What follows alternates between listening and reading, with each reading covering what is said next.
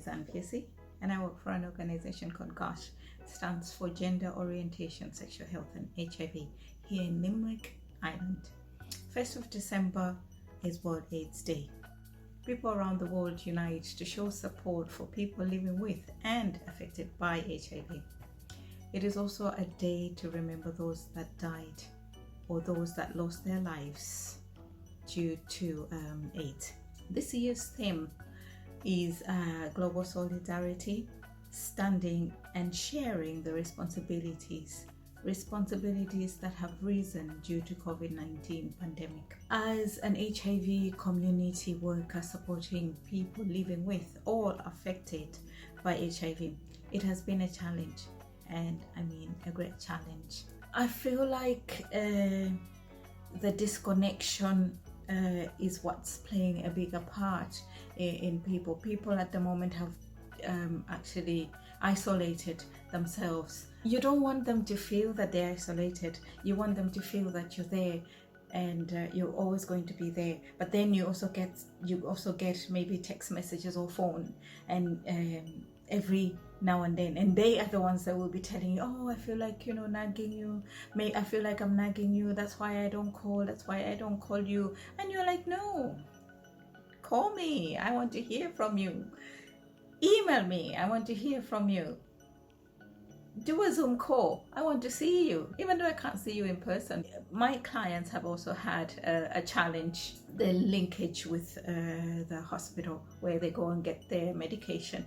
Mind you, there's a lot of stigma surrounding HIV here in Ireland. What happens is clients who wants to go to the hospital, because of the lockdown, public transport is a problem, and in order for someone who's leaving, let's say an asylum seeker who doesn't have their own car, who doesn't have transportation, and for them, in order to leave wherever they are to come into the city to get their medication, there's kind of like a problem or a challenge, because there's a limitation to bus services that are going in and out of places like outside the city.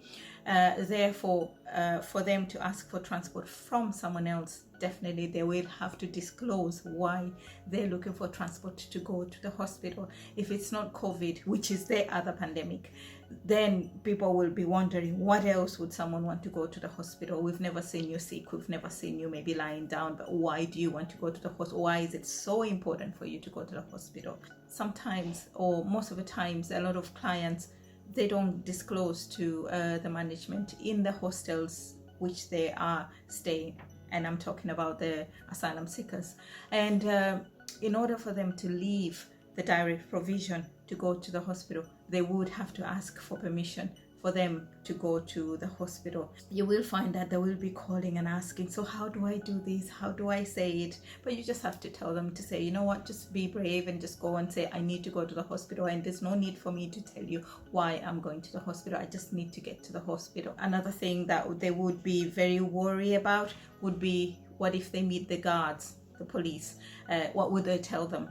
Their adherence to their medication is a problem, because they live in let's say if it's a single person, they're living in one room, 2 people or 3 people, they share a room. And by sharing the room, it's always very, for the person to take their medication, they have to think twice about what time they need to take their medication. Definitely the housemate or the roommate doesn't know that the person they're living with is living with HIV, and it's all to do with stigma. Yeah, stigma. We found out that there was a lot of people that were not registered here. They're not registered with the health system here in Ireland, and instead they were actually leaving the country to go to other countries outside Ireland. It's either where they were born or where they're coming from, or maybe that's where they registered to be taking the medication, or again, stigma.